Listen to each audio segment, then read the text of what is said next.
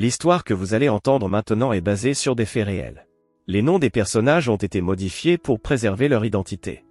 Dans l'histoire d'aujourd'hui, homme importune une personne âgée accent aigu dans un supermarché, mais il n'avait aucune idée de qui était derrière lui. Prenez un moment pour réfléchir à la leçon que cette histoire va vous offrir et, si vous êtes capable de comprendre, commentez ci-dessous afin que plus de personnes comprennent, et partagez-la avec ceux que vous aimez. Merci et bonne histoire. Marguerite Bellegarde, une élégante octogénaire aux cheveux argentés, poussait lentement son chariot dans les allées du supermarché local de Clermont-Ferrand. L'air était chargé de nostalgie, car l'établissement avait récemment subi des rénovations, rendant tout plus moderne et méconnaissable. Les néons brillants et les étagères en acier inoxydable contrastaient fortement avec les souvenirs chaleureux de Marguerite. « Mon Dieu » murmura-t-elle, en prenant une brique de lait. « Où sont passées les bonnes vieilles bouteilles en verre ?» Elle ferma les yeux un instant, se remémorant l'époque où elle rapportait ses bouteilles pour qu'elles soient réutilisées. Le tintement du verre résonnait encore dans sa mémoire. Alors qu'elle s'approchait de la caisse, Marguerite sentit une tension inhabituelle dans l'air. Le jeune caissier, un garçon d'une vingtaine d'années nommé Damien Lefort, tapotait impatiemment ses doigts sur le comptoir. Ses yeux sombres scrutaient la file d'attente avec une irritation à peine dissimulée. « Bonjour, madame, dit Damien d'un ton sarcastique lorsque Marguerite arriva à son tour. Avez-vous apporté vos propres sacs ou allez-vous avoir besoin de sacs en plastique ? Marguerite, prise au dépourvu par son ton, répondit doucement, j'ai oublié d'apporter mes sacs aujourd'hui.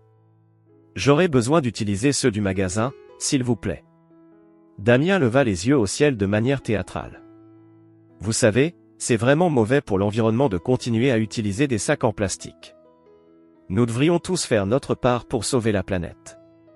Marguerite, essayant de garder son calme, expliqua, je comprends, jeune homme. Nous n'avions pas cette initiative écologique à mon époque. Le visage de Damien se durcit, ses yeux lançant des éclairs. C'est bien ça le problème, madame. Votre génération ne s'est pas assez souciée de sauver l'environnement pour les générations futures. L'atmosphère devint soudainement lourde, comme si l'air lui-même retenait son souffle. Marguerite sentit une vague d'indignation monter en elle, menaçant de déborder. Ses mains tremblaient légèrement alors qu'elle serrait le bord de son chariot. « Jeune homme, commença-t-elle, sa voix tremblante mais ferme, vous ne pouvez pas juger toute une génération sur la base de vos suppositions. Nous avions nos propres défis. Mais avant qu'elle ne puisse terminer, une voix profonde et autoritaire interrompit la scène, faisant sursauter Marguerite et Damien. « Excusez-moi, tonna la voix, mais je crois que vous devez des excuses à cette dame. » Marguerite se retourna pour voir un homme grand et distingué, d'une cinquantaine d'années, debout derrière elle. Ses yeux bleus perçants étaient fixés sur Damien, et son expression était un mélange de désapprobation et de défi. « Je m'appelle Robert Deschamps, annonça-t-il, sa voix résonnant dans le silence soudain du magasin. Et je pense que nous avons tous besoin d'une petite leçon de respect et d'histoire. » Le supermarché semblait retenir son souffle. Les autres clients s'étaient arrêtés pour observer la scène, créant un cercle autour de Marguerite, Damien et Robert. L'air était chargé d'électricité, comme si un orage était sur le point d'éclater. Damien, visiblement mal à l'aise mais tentant de garder contenance, répliqua, « Monsieur, j'expliquais simplement l'importance de la conservation de l'environnement. C'est un sujet crucial de nos jours. » Robert fit un pas en avant, sa présence imposante semblant remplir tout l'espace. Certes, c'est un sujet important. Mais il y a des façons d'éduquer les gens sans être irrespectueux. Avez-vous la moindre idée de qui est cette dame? De ce qu'elle a vécu? De ce que sa génération a traversé? Marguerite, coincée entre ces deux hommes qui semblaient prêts à s'affronter, sentit son cœur battre plus vite. Elle n'avait jamais aimé les conflits, mais elle savait que ce moment était important. C'était l'occasion de bâtir un pont entre les générations, de partager des expériences et des perspectives. « Messieurs, dit-elle doucement, mais avec une force qui attira immédiatement leur attention, peut-être pourrions-nous tous apprendre quelque chose aujourd'hui. L'environnement est effectivement important, mais le respect et la compréhension mutuelle le sont tout autant. » Le silence qui suivit ces paroles était palpable. Les regards de tous les clients étaient rivés sur ce trio improbable, une octogénaire digne, un jeune caissier arrogant et un homme d'affaires imposant. C'est alors que Marguerite commença à partager ses souvenirs, sa voix gagnant en force à mesure qu'elle parlait. Elle raconta comment, pendant la guerre, chaque ressource était précieuse et rien n'était gaspillé. Comment les gens s'entraidaient et partageaient le peu qu'ils avaient. Comment la réutilisation et le recyclage n'étaient pas des mots à la mode, mais une nécessité quotidienne. Peu à peu, l'expression de Damien passa de l'irritation à la curiosité, puis à une sorte de respect réticent. Robert, quant à lui, hochait la tête avec approbation, ajoutant parfois ses propres anecdotes. À mesure que Marguerite parlait, l'atmosphère dans le supermarché se transformait. Ce qui avait commencé comme une confrontation hostile se muait en un moment d'apprentissage et de compréhension mutuelle. Les autres clients, initialement spectateurs silencieux, commencèrent à partager leurs propres histoires et perspectives. Alors que la tension se dissipait, remplacée par un sentiment de communauté et de respect mutuel, personne ne remarqua la silhouette sombre qui observait la scène depuis l'entrée du magasin. Un homme mystérieux, dont les yeux brillaient d'un intérêt particulier pour cette rencontre inattendue entre générations. Il sourit légèrement avant de disparaître dans l'ombre, laissant derrière lui une trace de mystère qui allait bientôt bouleverser la vie de Marguerite et de tous ceux impliqués dans cet incident apparemment anodin. L'atmosphère dans le supermarché était électrique. Les paroles de Marguerite avaient momentanément apaisé les tensions, mais Damien, le jeune caissier, semblait lutter intérieurement. Son visage trahissait un mélange de confusion, de colère refoulée et d'une curiosité naissante. Soudain, incapable de contenir plus longtemps ses émotions, Damien explosa. « Mais enfin, vous ne comprenez pas. Votre génération a eu tout le temps du monde pour agir, et regardez où nous en sommes maintenant. » Sa voix tremblait d'une émotion à peine contenue. Les autres clients retinrent leur souffle, stupéfaits par cette nouvelle explosion. Marguerite, loin d'être intimidée, fit un pas en avant. Ses yeux brillaient d'une sagesse acquise au fil des années. « Mon garçon, dit-elle d'une voix douce mais ferme, chaque génération fait face à ses propres défis. Nous avons vécu des guerres, des privations que tu ne peux imaginer. Nous avons reconstruit un pays en ruine. » Damien secoua la tête avec véhémence. « Mais à quel prix ? Vous avez exploité la planète sans penser aux conséquences. » Robert Deschamps, qui était resté silencieux jusqu'à présent, intervint. « Jeune homme, la vie n'est pas aussi simple. Chaque époque a ses propres combats, ses propres aveuglements aussi. » Damien se tourna vers lui, les yeux brillants de défi. « Et c'est une excuse pour avoir ignoré les signes ? Pour avoir laissé les choses empirer année après année ?» Le silence qui suivit était lourd de tension. Les autres clients, initialement spectateurs silencieux, commencèrent à murmurer entre eux. Certains hochaient la tête en accord avec Damien, d'autres semblaient offensés par son ton. C'est alors qu'une voix s'éleva de la foule. Une femme d'une quarantaine d'années, Amélie Dubois, s'avança. « J'ai quelque chose à dire, annonça-t-elle. Je suis entre vos deux générations, et je pense que vous avez tous les deux raison, et tort à la fois. » Tous les regards se tournèrent vers elle. Amélie prit une profonde inspiration avant de continuer. « Damien, tu as raison de t'inquiéter pour l'environnement. C'est crucial. Mais tu ne peux pas blâmer toute une génération pour des problèmes complexes qui se sont développés sur des décennies. » Elle se tourna ensuite vers Marguerite et Robert. « Et vous, vous avez raison de dire que chaque époque a ses défis.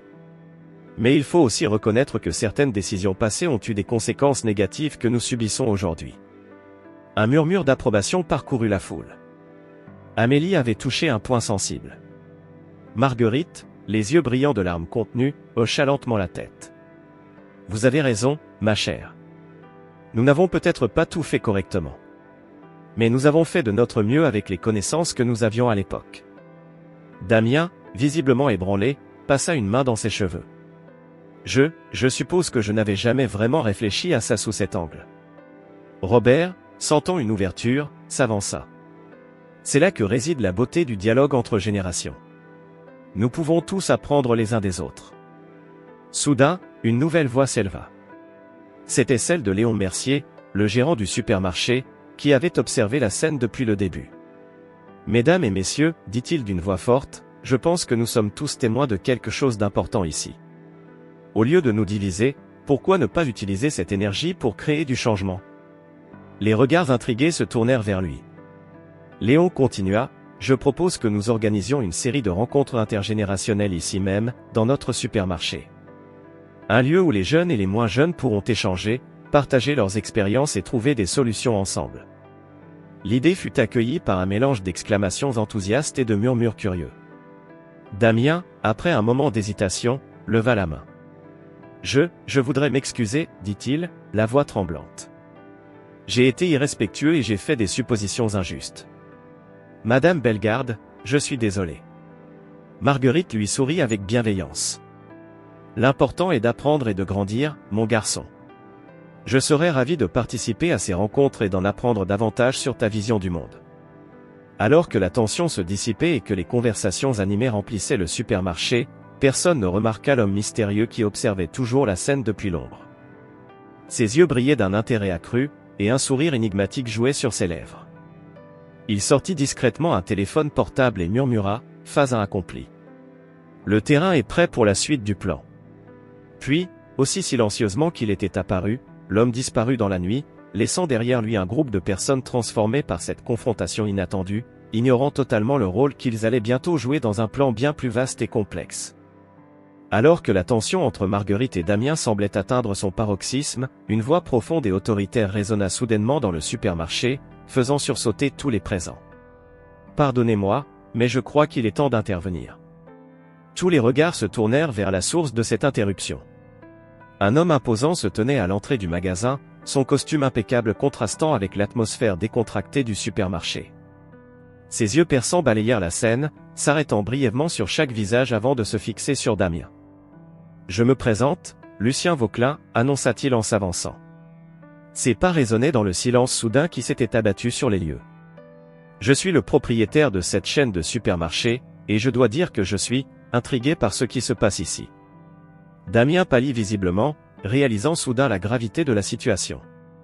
Marguerite, quant à elle, se redressa, son regard défiant malgré son âge avancé. Lucien s'arrêta à mi-chemin entre eux, créant un triangle parfait. Son regard passa de l'un à l'autre avant qu'il ne reprenne la parole. « Mademoiselle Bellegarde, dit-il en se tournant vers Marguerite, j'ai eu le plaisir de connaître votre défunt mari. Un homme remarquable qui a beaucoup contribué à la reconstruction de notre ville après la guerre. » Marguerite, surprise, hocha la tête. « Vous connaissiez Antoine ?» Lucien sourit légèrement. « En effet. Et c'est pourquoi je suis d'autant plus déçu d'apprendre que vous avez été traité avec si peu de respect dans l'un de mes établissements. » Il se tourna ensuite vers Damien, dont le visage était maintenant blanc comme un linge. « Quant à vous, jeune homme, j'apprécie votre passion pour l'environnement. C'est une cause noble. Mais la manière dont vous exprimez cette passion laisse à désirer. » Damien ouvrit la bouche pour protester, mais Lucien leva une main pour l'interrompre. « Cependant, avant de porter un jugement hâtif, j'aimerais comprendre. Pourquoi une telle animosité envers nos aînés ? » Le silence qui suivit était palpable. Tous les yeux étaient rivés sur Damien, attendant sa réponse. Le jeune homme semblait lutter intérieurement, cherchant ses mots. Finalement, d'une voix tremblante, il commença, « Je suis terrifié. Chaque jour, je lis des articles sur le changement climatique, la pollution, la disparition des espèces. J'ai l'impression que nous héritons d'un monde au bord du gouffre, et je ne sais pas comment nous allons nous en sortir. » Ses yeux se remplirent de larmes qu'il essayait désespérément de retenir. « J'ai peur pour mon avenir, pour celui de mes futurs enfants. » Et parfois, cette peur se transforme en colère. Un murmure de compréhension parcourut la foule. Même Marguerite semblait touchée par cette confession. Lucien hocha lentement la tête. « Je comprends votre peur, Damien. Elle est légitime. Mais savez-vous ce que je vois ici ? » Il fit un geste englobant toute la scène. « Je vois une opportunité unique. Une chance de créer un dialogue entre les générations, d'apprendre les uns des autres. » Il se tourna vers la foule rassemblée. « Mesdames et messieurs, je propose quelque chose d'audacieux. Transformons ce conflit en une opportunité d'apprentissage. Je vais mettre à disposition une salle dans chacun de mes supermarchés pour organiser des rencontres intergénérationnelles. Des espaces où les jeunes comme Damien pourront partager leurs préoccupations, et où nos aînés comme Mademoiselle Bellegarde pourront partager leur sagesse et leurs expériences. » L'annonce fut accueillie par un mélange de surprise et d'enthousiasme. Les gens commencèrent à chuchoter entre eux, discutant de cette proposition inattendue. Marguerite fut la première à réagir. « Monsieur Vauquelin, c'est une idée merveilleuse. J'aimerais beaucoup participer à ces rencontres. » Damien, encore secoué mais visiblement soulagé, acquiesça. « Moi aussi. Je voudrais apprendre. Et peut-être aussi partager ce que je sais. » Lucien sourit, satisfait. Excellent. Nous commencerons dès la semaine prochaine. Et pour lancer cette initiative, j'aimerais que vous deux, Mademoiselle Bellegarde et Damien, soyez nos premiers intervenants. Alors que l'excitation gagnait la foule et que les gens commençaient à discuter avec animation des futures rencontres, personne ne remarqua l'homme mystérieux qui observait toujours la scène depuis l'ombre. Ses yeux brillaient d'une lueur étrange, mélange de satisfaction et de calcul. Il sortit discrètement un téléphone et murmura, « Phase 2 accomplie. L'initiative est lancée. Passons à l'étape suivante. » Puis, aussi silencieusement qu'il était apparu, l'homme disparut dans la nuit, laissant derrière lui un groupe de personnes transformées par cette intervention inattendue, ignorant totalement qu'ils étaient désormais les acteurs involontaires d'un plan bien plus vaste et complexe que ce qu'ils pouvaient imaginer. La première réunion intergénérationnelle organisée par Lucien Vauquelin eut lieu une semaine plus tard, dans une salle joliment aménagée à l'arrière du supermarché. Des chaises confortables étaient disposées en cercle, créant une atmosphère intime et propice au dialogue. Au centre, une table basse supportait une carafe d'eau et des verres, ainsi qu'un assortiment de petits gâteaux faits maison par Marguerite elle-même. Lorsque les participants commencèrent à arriver, l'air était chargé d'anticipation. Damien, nerveux mais déterminé, fut l'un des premiers à entrer. Il fut rapidement suivi par Marguerite, qui s'appuyait légèrement sur une canne élégante. D'autres personnes de tous âges les rejoignirent bientôt, remplissant la salle d'un bourdonnement d'excitation contenue. Lucien Vauquelin, impeccable dans son costume, se tenait près de la porte, accueillant chaque participant avec un sourire chaleureux. Lorsque tout le monde fut installé, il prit la parole. « Mesdames et messieurs, bienvenue à notre première rencontre intergénérationnelle. L'objectif aujourd'hui est simple, écouter, apprendre et partager. Commençons par donner la parole à notre doyenne, Mademoiselle Marguerite Bellegarde. » Tous les regards se tournèrent vers Marguerite. Elle se leva lentement, s'appuyant sur sa canne, et balaya l'assemblée du regard avant de commencer. « Mes chers amis, dit-elle d'une voix douce mais claire, je suis née en 1940, en pleine Seconde Guerre mondiale. Mes premiers souvenirs sont ceux d'un monde en ruine, mais aussi d'un peuple déterminé à reconstruire. » Elle fit une pause, laissant ses mots imprégner l'atmosphère. « À l'époque, nous n'avions pas le luxe de nous préoccuper de l'environnement comme vous le faites aujourd'hui. Notre priorité était la survie, puis la reconstruction. » Damien, assis en face d'elle, ne put s'empêcher d'intervenir, mais c'est précisément le problème, non? Cette mentalité de croissance à tout prix. Marguerite leva une main apaisante.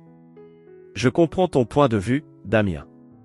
Mais laisse-moi te raconter comment nous vivions à l'époque. » Elle se lança alors dans un récit captivant, décrivant un monde où rien n'était gaspillé. Les vêtements étaient reprisés jusqu'à l'usure complète, puis transformés en chiffon. Les restes de nourriture étaient systématiquement réutilisés dans de nouveaux plats. Les emballages, rares, étaient précieusement conservés et réemployés. Nous avions une conscience aiguë de la valeur des choses, expliqua-t-elle. Non pas par souci écologique, mais par nécessité. Et cette mentalité a perduré bien après la guerre.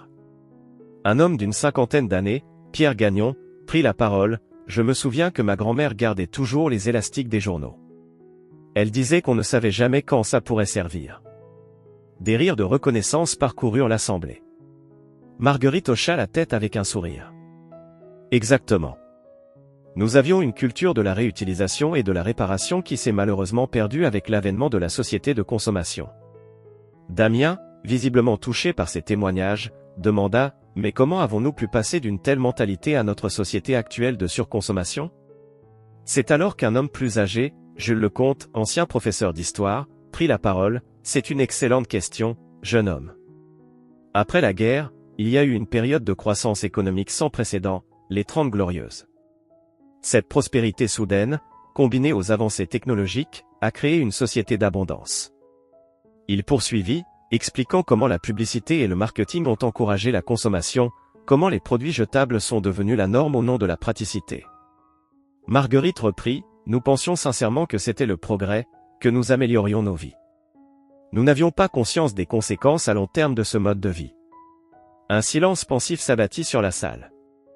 Chacun semblait absorber ces informations, réfléchissant à leur propre rôle dans cette évolution sociétale. Soudain, une jeune femme, Élodie Mercier, prit la parole. « Mais alors, ne pourrions-nous pas combiner le meilleur des deux mondes ? la conscience et les techniques de réutilisation du passé avec nos connaissances actuelles sur l'environnement. Cette suggestion fut accueillie par un murmure d'approbation. Damien, les yeux brillants, ajouta « Oui. Et nous pourrions utiliser la technologie moderne pour faciliter ces pratiques écologiques. » L'enthousiasme était palpable. Les idées fusaient de toutes parts, chaque génération apportant sa perspective unique. Lucien Vauquelin, qui avait observé silencieusement jusque-là, intervint. C'est exactement ce type d'échange et de collaboration que j'espérais voir. Vous êtes en train de jeter les bases d'un véritable changement. Alors que la réunion touchait à sa fin, l'atmosphère était électrique. Les participants échangeaient leurs coordonnées, promettant de rester en contact et de continuer ces discussions enrichissantes. Personne ne remarqua l'homme mystérieux qui observait discrètement depuis l'extérieur de la salle. Il nota quelque chose dans un petit carnet avant de murmurer dans son téléphone, phase 3 en cours. Les graines sont plantées. Passons à l'étape suivante. Puis il disparut, laissant derrière lui un groupe de personnes transformées, unies par un nouvel espoir et une compréhension mutuelle, ignorant qu'ils étaient désormais au cœur d'un plan dont ils ne soupçonnaient pas l'ampleur. Les réunions intergénérationnelles étaient devenues un événement attendu dans la petite ville. Chaque semaine, le groupe s'agrandissait, attirant des participants de tous horizons. Ce jour-là, alors que la salle commençait à se remplir pour la 6e rencontre, une atmosphère particulière régnait.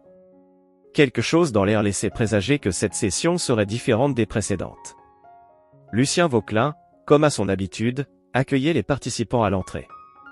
Son sourire habituel semblait cependant teinté d'une certaine nervosité. Damien, qui était devenu un pilier de ces réunions, le remarqua immédiatement. « Tout va bien, monsieur Vauquelin ?» demanda-t-il, inquiet. Lucien hocha la tête, tentant de paraître rassurant. « Bien sûr, mon garçon. Juste un peu fatigué. Entrez, nous allons bientôt commencer. » Une fois tout le monde installé, Lucien prit place au centre du cercle. Son regard balaya l'assemblée avant de s'arrêter sur Marguerite, qu'il observait avec une intensité inhabituelle. « Mes chers amis, » commença-t-il, sa voix légèrement tremblante, avant de commencer notre discussion habituelle, « j'ai quelque chose d'important à vous dire. » Un silence pesant s'abattit sur la salle. Même les plus bavards retenaient leur souffle, sentant l'importance du moment. Lucien prit une profonde inspiration. Depuis le début de ces réunions, nous avons parlé d'honnêteté, de transparence, de responsabilité envers les générations futures. Il est temps que je mette ces principes en pratique. Il fit une pause, semblant chercher ses mots. La vérité est que, ces réunions n'étaient pas uniquement motivées par un désir altruiste de rapprocher les générations. Elles faisaient partie d'un plan plus vaste, un plan que je n'ai pas conçu seul. Des murmures confus s'élevèrent dans la salle. Damien, le visage pâle, demanda « Que voulez-vous dire, monsieur Vauquelin ?» Lucien soupira. « Il y a 3 mois, j'ai été approché par un groupe qui se fait appeler les Gardiens du Futur. Ils m'ont présenté des données alarmantes sur l'état de notre planète, des projections qui dépassaient tout ce que j'avais pu imaginer. Ils m'ont convaincu que des mesures drastiques étaient nécessaires pour changer le cours des choses. » Il expliqua alors comment ce groupe avait orchestré la confrontation initiale entre Damien et Marguerite, comment ils avaient subtilement influencé les événements pour créer ces réunions. Un silence de plomb s'abattit sur la salle. Les visages exprimaient un mélange de choc, de confusion et de trahison. Marguerite fut la première à réagir. « Lucien, dit-elle doucement, je comprends vos intentions, mais nous manipuler ainsi, était-ce vraiment nécessaire ?» Avant que Lucien ne puisse répondre, la porte de la salle s'ouvrit brusquement. Un homme entra, son visage à moitié caché par l'ombre. C'était l'homme mystérieux qui avait observé toute leur réunion depuis le début. « Je pense qu'il est temps que j'intervienne, » dit-il d'une voix calme mais autoritaire. Il s'avança dans la lumière, révélant un visage marqué par les années mais empreint d'une détermination farouche.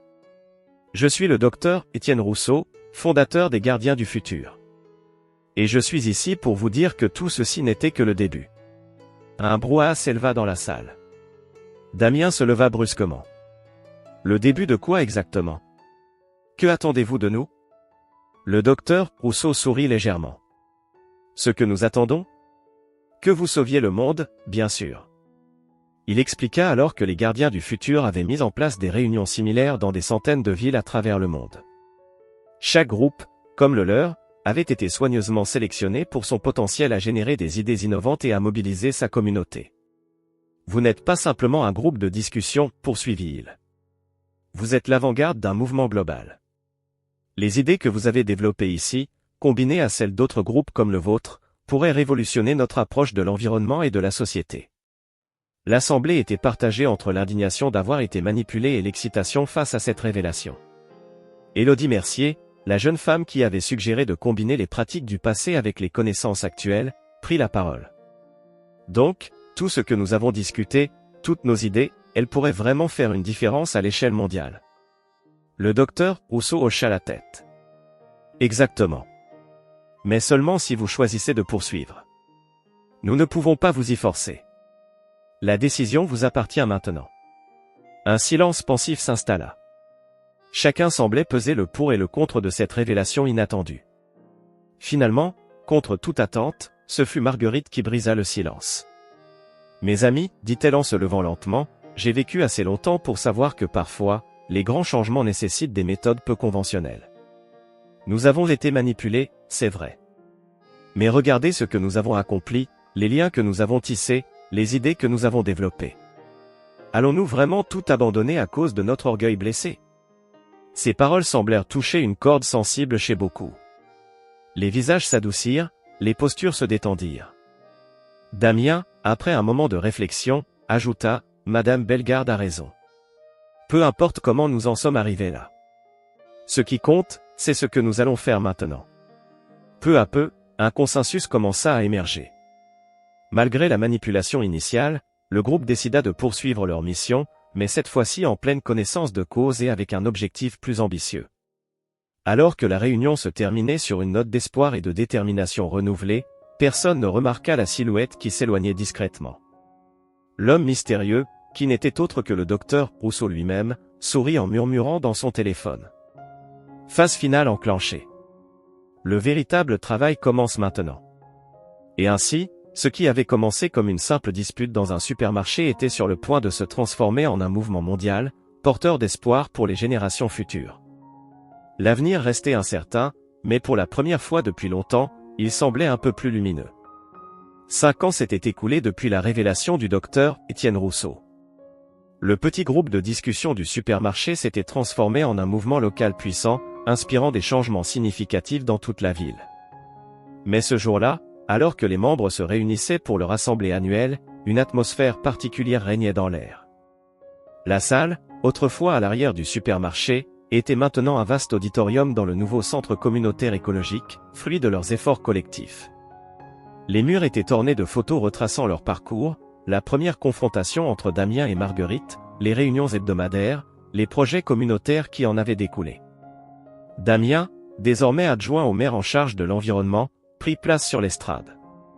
Son visage, bien que plus mûr, gardait cette étincelle de passion qui l'avait toujours caractérisé. « Mes chers amis, commença-t-il, sa voix portant l'émotion de ces années de lutte et de succès, nous sommes réunis aujourd'hui non seulement pour célébrer nos accomplissements, mais aussi pour honorer la mémoire de celle qui a été notre inspiration à tous. » Un silence respectueux s'abattit sur l'assemblée. Marguerite Bellegarde s'était éteinte paisiblement quelques mois auparavant, laissant derrière elle un héritage qui dépassait de loin ce qu'elle aurait pu imaginer. Marguerite nous a quittés, poursuivit Damien, mais son esprit vit à travers chacun de nous, à travers chaque arbre que nous avons planté, chaque programme de recyclage que nous avons mis en place, chaque jeune que nous avons inspiré. Élodie Mercier, maintenant directrice de l'école locale, se leva pour prendre la parole. Grâce à Marguerite et à nos efforts collectifs, notre ville est devenue un modèle de durabilité. Nos enfants grandissent en comprenant l'importance de l'environnement, en respectant la sagesse des anciens tout en embrassant l'innovation. Le docteur Rousseau, qui avait suivi leur progrès de loin, était présent dans l'assemblée. Il se leva à son tour, son visage marqué par les années mais illuminé par la fierté. « Ce que vous avez accompli ici dépasse nos espérances les plus folles, déclara-t-il. Votre modèle a été reproduit dans des centaines de villes à travers le monde. Vous avez créé une véritable révolution silencieuse. » Mais alors que la célébration battait son plein, Lucien Vauquelin, resté discret ces dernières années, demanda la parole. Son visage était grave, porteur d'une nouvelle qui allait une fois de plus bouleverser leur monde. « Mes amis, dit-il, sa voix tremblante, j'ai reçu hier des informations alarmantes. Malgré tous nos efforts, les dernières données climatiques montrent que nous approchons d'un point de non-retour. Nous avons fait beaucoup, mais ce n'est pas encore suffisant. Un murmure inquiet parcourut l'assemblée. Le docteur Rousseau hocha la tête, confirmant les propos de Lucien. C'est vrai, ajouta-t-il. Nous sommes à un moment critique. Les prochaines années seront décisives pour l'avenir de notre planète. Le silence qui suivit était lourd de sens. Chacun semblait peser le poids de cette révélation. C'est alors qu'une voix s'éleva du fond de la salle. C'était celle de Léa, la petite fille de Marguerite, âgée de seulement 15 ans. Et alors, dit-elle avec une assurance qui rappelait étrangement sa grand-mère. N'est-ce pas exactement pour cela que nous nous sommes battus toutes ces années? Pour être prêts à affronter ce moment? Elle s'avança, son regard balayant l'assemblée. Ma grand-mère m'a appris que les plus grands défis sont aussi les plus grandes opportunités. Nous avons créé un mouvement, un réseau mondial. Utilisons-le. Ces paroles semblèrent électriser la salle. Damien, les yeux brillants, reprit la parole. Léa a raison. Nous ne sommes plus ce petit groupe isolé d'il y a 5 ans. Nous sommes un mouvement global, uni par un objectif commun. Les idées commencèrent à fuser de toutes parts. Élodie proposa un programme éducatif international pour former la prochaine génération de leaders environnementaux. Lucien suggéra d'utiliser son réseau d'entreprises pour accélérer la transition vers des pratiques durables à l'échelle industrielle. Le docteur Rousseau, visiblement ému, prit une dernière fois la parole. Quand nous avons lancé ce projet, nous espérions créer un changement. Mais vous avez fait bien plus que ça. Vous avez créé un mouvement, une famille mondiale unie par un objectif commun. Si quelqu'un peut relever ce défi, c'est bien vous. Alors que la réunion se terminait, une nouvelle énergie semblait animer chaque participant. Ce qui avait commencé comme une célébration du passé s'était transformé en un appel à l'action pour l'avenir. Léa, debout près du portrait de sa grand-mère, murmura doucement, « Tu vois, mamie, ton héritage continue. Et nous ne faisons que commencer. » À l'extérieur, le soleil se couchait sur la ville, illuminant les panneaux solaires et les jardins communautaires qui parsemaient désormais le paysage urbain. Un vent léger faisait bruisser les feuilles des arbres plantés par Marguerite et ses amis des années auparavant. L'avenir restait incertain, mais pour la première fois depuis longtemps, il semblait rempli non seulement d'espoir, mais aussi de détermination et d'action concrète. Le véritable héritage de Marguerite, de Damien, et de tous ceux qui avaient participé à cette aventure extraordinaire, ne faisait que commencer à se déployer. Et quelque part, dans l'ombre, l'homme mystérieux qui avait tout déclenché des années auparavant sourit. Sa mission était accomplie, mais une nouvelle était sur le point de commencer. Le monde était prêt pour le prochain chapitre de cette aventure planétaire.